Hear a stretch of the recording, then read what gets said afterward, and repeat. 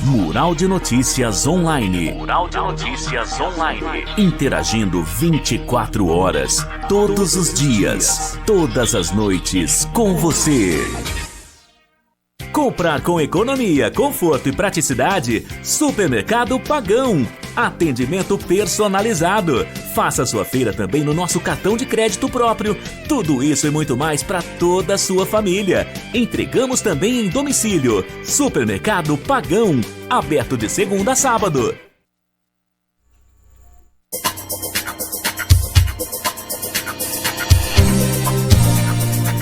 Olá, amigas e amigos, internautas, inscritos, meus seguidores. Saudações democráticas. Olha, eu sou Ionélio Said, jornalista, radialista, e este é o nosso programa 3 Dedos de Prosas, todos os dias, de segunda às sextas-feiras, incluindo feriados. Se ainda não é inscrito, se inscreva, comente, curta, compartilhe, acesse o sininho para novas lives. Vamos à primeira das 3 prosas de hoje. A imensa sujeira que estava sob o tapete do INSS não para de trazer mais surpresas estarrecedoras. A mais recente revelação dá conta que nada menos que 12 bilhões de reais em empréstimos consignados estão em nome de crianças e adolescentes. É isso mesmo, são 763 mil empréstimos consignados ativos para menores de idade com valor médio de 16 mil. Cerca de 763 mil empréstimos consignados ativos. Esse país pode dar certo? Sinceramente, a corporação autorizou empréstimos considerados ativos. A corporação é o INSS.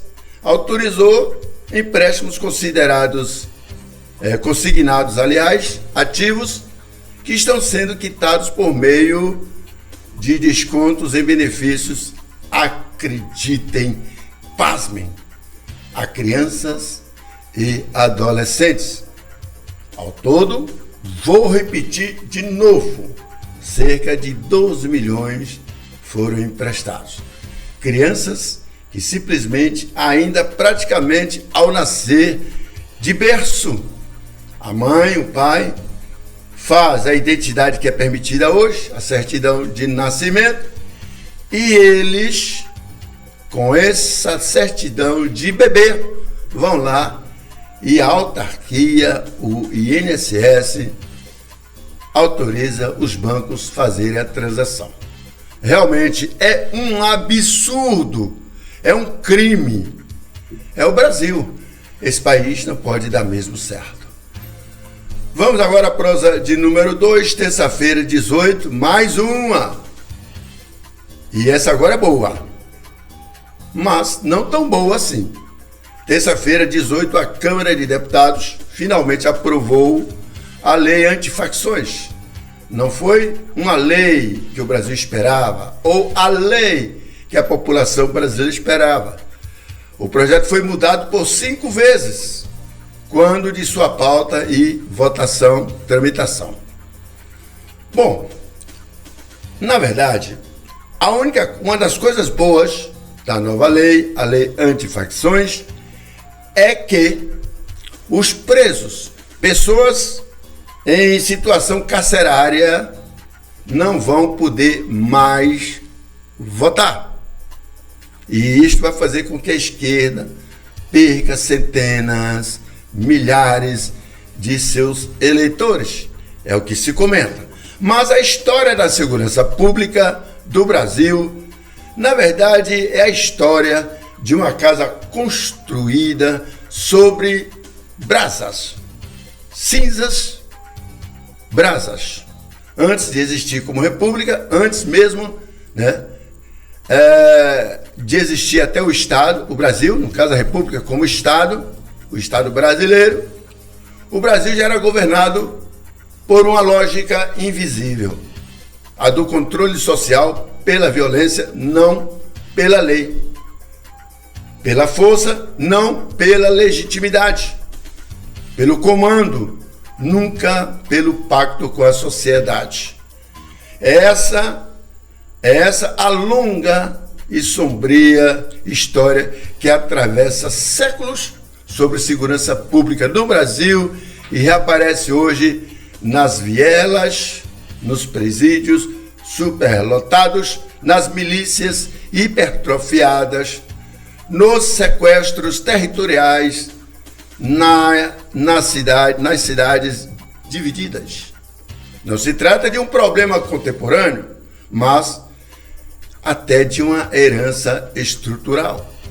A violência que hoje nos aflige é apenas a forma moderna de algo antigo, profundo e que jamais foi resolvido.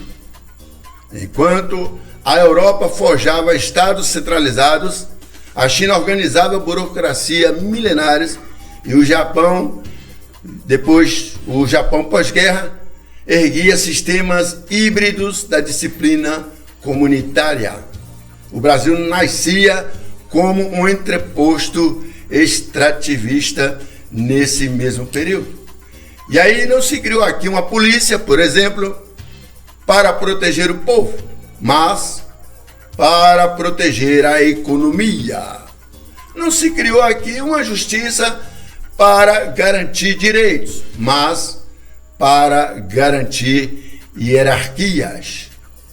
É este o descompasso histórico que explica por que países tão distintos, como ocorre a Alemanha, Coreia, França e Japão, transformaram suas polícias em instituições previsíveis, confiantes, enquanto nós transformamos as nossas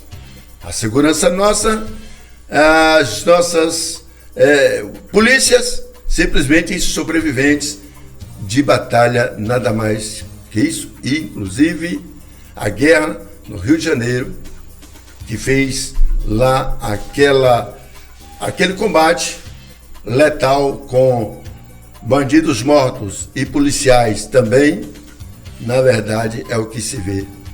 Mas na Inglaterra de 1829, quando Robert Peel inaugurou a Metropolitan Police, cunhou-se o princípio mais fundamental do policiamento moderno. A polícia é o povo, é o público, e o povo é a polícia. No Brasil, esse princípio nunca existiu. Nossa polícia nasceu para vigiar escravos, que são os prisioneiros, reprimir pobres, que geralmente a polícia é mais rígida com os pobres, perseguir dissidentes e principalmente proteger elites, principalmente políticos.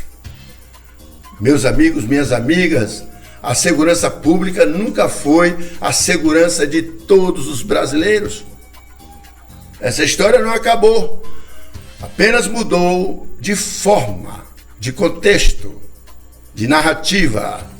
A lei antifacção, talvez, contudo, todavia, porém, sequer mude isso, mas já é um passo a ser dado, pois para frente é que se anda. Aguardemos, pois. Vamos agora à prosa de número 3, a última de hoje. Insaciável. Agora é sério. Já era sério as duas outras, mas essa não é séria. Essa talvez também é outra coisa absurda que acontece no Brasil, com os nossos políticos, com o nosso podre Congresso Nacional, Senado e Câmara. Insaciável, a turma do Congresso quer agora milhões como presentinho de Natal através de emenda Panetone.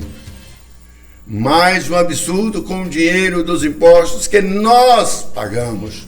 Eu, você, vós, eles, todos nós pagamos.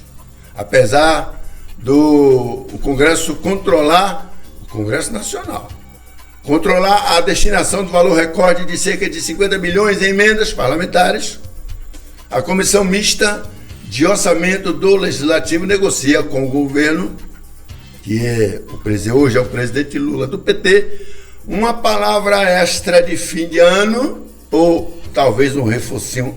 Palavra, quando eles falam, são nas negociações. Essas palavras, palavra extra, ou seja, uma negociação de fim de ano para cada um de seus membros, chamada por alguns já de eles nem têm mais vergonha na cara.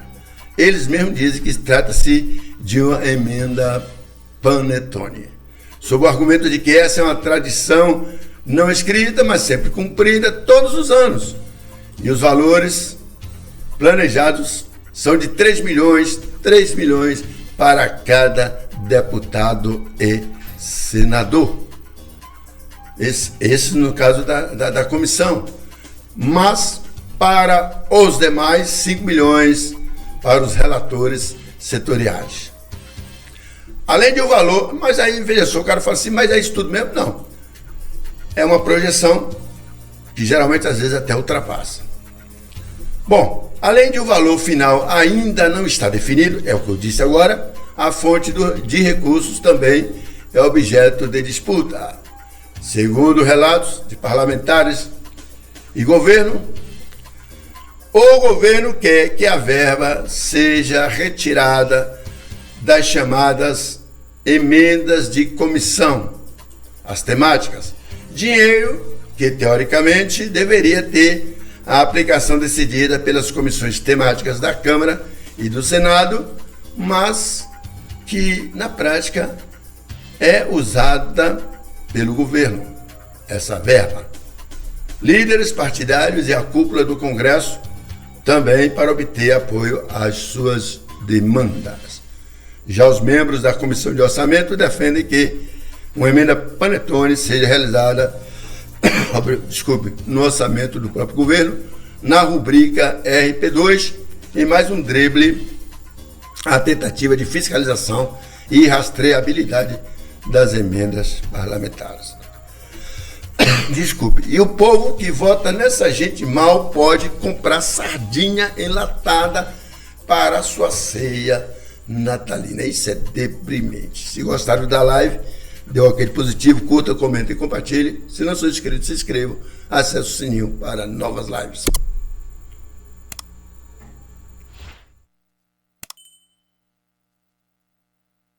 Mural de Notícias Online. Mural de Notícias Online. Interagindo 24 horas, todos os dias, todas as noites, com você. Comprar com economia, conforto e praticidade, Supermercado Pagão. Atendimento personalizado. Faça sua feira também no nosso cartão de crédito próprio. Tudo isso e muito mais para toda a sua família. Entregamos também em domicílio. Supermercado Pagão. Aberto de segunda